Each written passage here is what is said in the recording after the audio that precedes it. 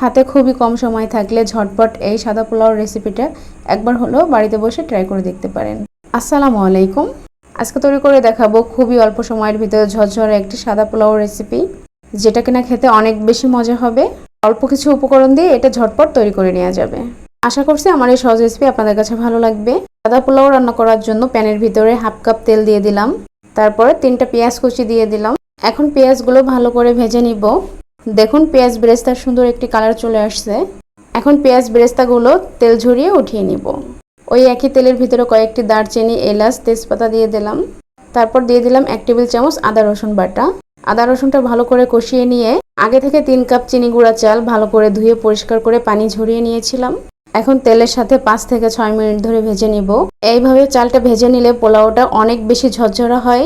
এখন এখানে কুসুম গরম পানি দিয়ে দিলাম 3.5 কাপের মতো। পোলাও চালগুলো নতুন তাই আমি কম পানি দিয়েছি। পোলাও চালটা যদি পুরাতন হয় তাহলে আপনারা 5 কাপ পানি দিয়ে নেবেন 3 কাপ চালের জন্য। আমি এখানে হাফ কাপ লিকুইড দুধ দিয়ে দিলাম। তাতে আমার সব মিলিয়ে 4 কাপ পানি দেওয়া হয়েছে। 1 টেবিল চামচ লবণ দিয়ে ভালো করে নাড়াচাড়া দিয়ে ঢেকে দিব। 10 মিনিট পর ঢাকনাটা উঠিয়ে একটু নাড়াচাড়া দিয়ে নিব। দেখুন চালগুলা কিন্তু 80% সিদ্ধ হয়ে গিয়েছে। পোলাও রান্না করার ক্ষেত্রে অবশ্যই পানির মাপটা ঠিক রাখতে হবে, না হলে কিন্তু পোলাওটা ঝরঝরা হবে না। দেখুন আমি আবারও 5 মিনিট ঢাকা দিয়ে রান্না করে নিলাম। এই পর্যায়ে কিন্তু চুলার জালটা লো হিটে রাখতে হবে, না হলে কিন্তু তলে থেকে ধরে যাওয়ার সম্ভাবনা আছে। এই পর্যায়ে কিন্তু আপনারা চাইলে কিশমিশ, বাদাম ব্যবহার করতে পারেন, তবে আমি আজকে খুবই সিম্পলভাবে রান্না করছি। এখন আমি উপর থেকে পেঁয়াজ বেরেস্তাগুলো দিয়ে দেব। এই পর্যায়ে আপনারা চাইলে ঘিও ব্যবহার করতে পারেন। এখন আমি আরও 5 মিনিটের জন্য দমে দিয়ে দেব।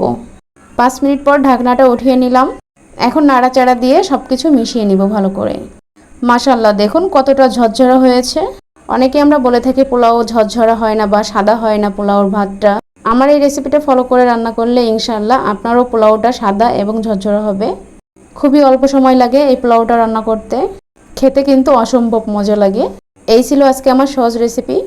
আল্লাহ হাফেজ।